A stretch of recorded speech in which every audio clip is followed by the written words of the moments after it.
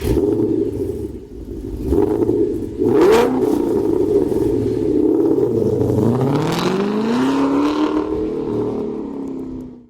I'm Bill from CJ Pony Parts.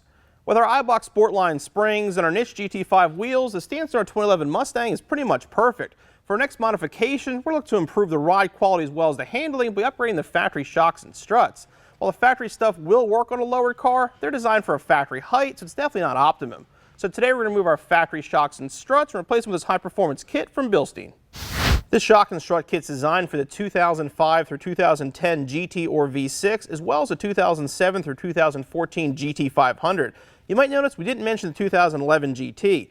What we're doing in our case is we're using the GT500 Struts, so we can use the GT500 Strut mounts. These are a much heavier duty item over the stock strut mounts found in the 11 through 14s. Because the stock style strut 11 through 14, you can't use these mounts, so by switching to GT500 Struts, it allows us to use these mounts. In the case of the rear shocks, all of your 05 through 14 rear shocks are going to be the same. Here you can see a close-up of the top of the strut that we're using, which again is a 2005 through 2010 GT or GT500 style. The reason we're going for that is so we can use the GT500 heavy-duty strut mounts. The factory struts for the 11 through 14, this is actually the same thickness at the top, so these upgraded strut mounts will not work. For this installation, you need a jack and jack stands or a lift pole jack and a jack, 3/8 ratchet, 10mm socket, 13mm socket, 15mm socket, 17mm socket, 21mm socket, 22mm socket, 5mm Allen key, 15mm wrench, 17mm wrench, 18mm wrench, coil spring compressor, and safety glasses. You want to start by getting your Mustang up off the ground, then you're going to remove the front wheels.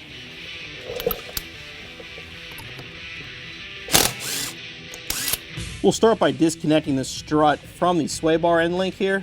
Put a wrench on the back and remove this nut.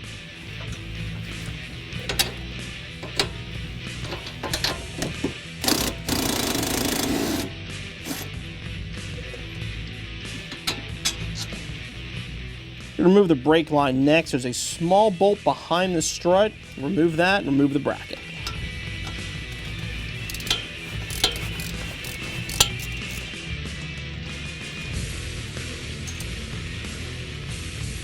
I'm going to remove the Christmas tree clip for the ABS line.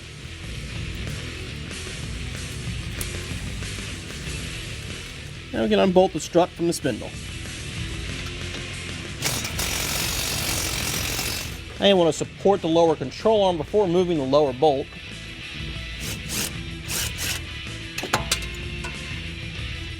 Now the last step to remove the struts is the 4 strut nuts located on top of the strut tower. You'll make sure you hold on to the assembly when you take the last one off.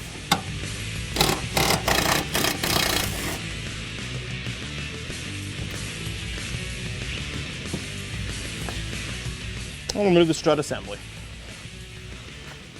The only thing we're going to need from our original strut assembly is going to be our iBox coil spring. So we're going to grab our spring compressors, remove the spring, and install them onto our new struts.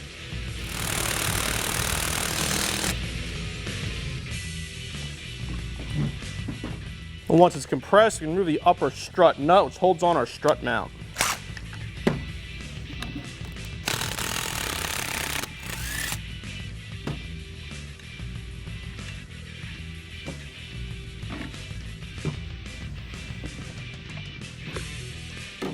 Here you can see again why we went with the GT500 Strut versus the factory 2011 and up style. You can see the shoulder goes all the way up to the threaded section here.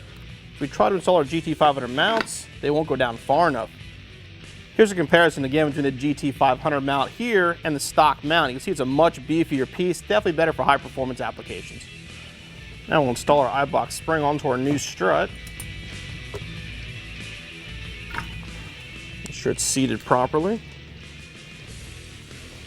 Install our new strut mount.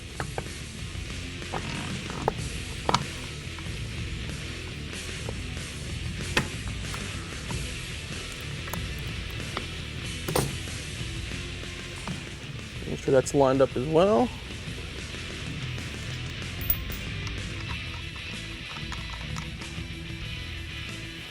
And we'll tighten it down.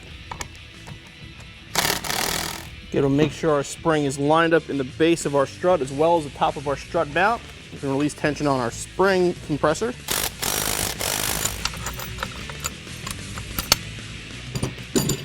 And we're ready to reinstall in our car. I'm going to make sure this arrow is facing outward towards the mount where the strut mounts to the spindle.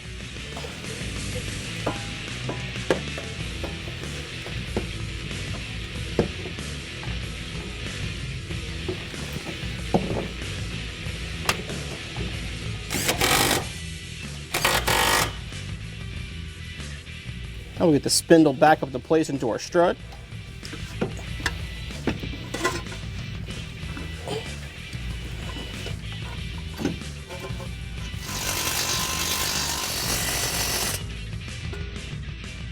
Now we're going to work on reconnecting our ABS line and brake line. Push that through first.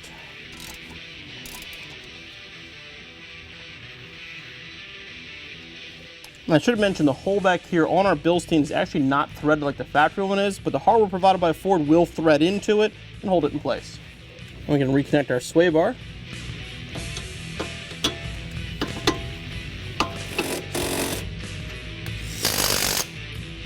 Now we can repeat the process on the other side and move on to the rears.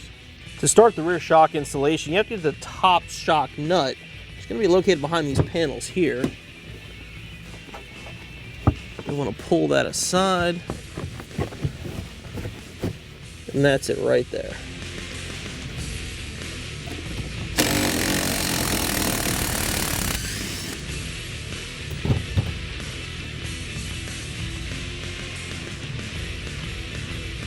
You want to remove both sides while you're in the trunk.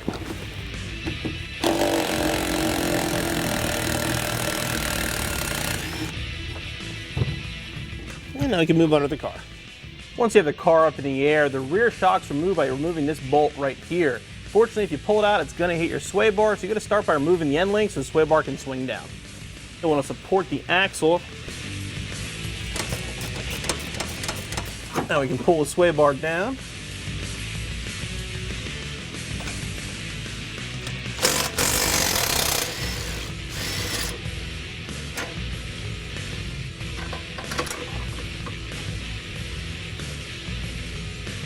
Install the lower washer and lower bushing.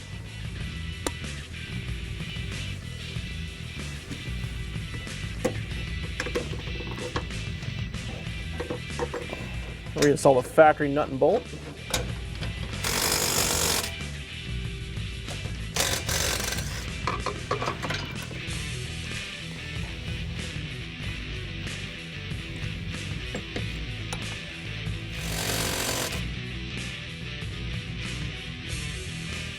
Now we can put our sway bar back into place.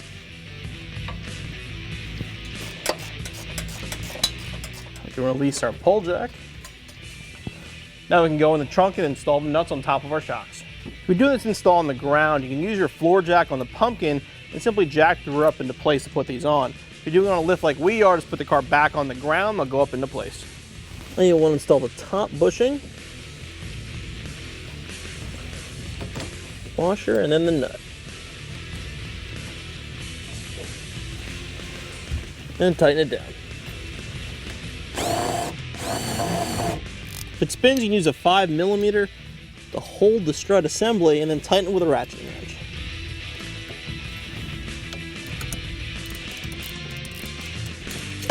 And your installation is finished.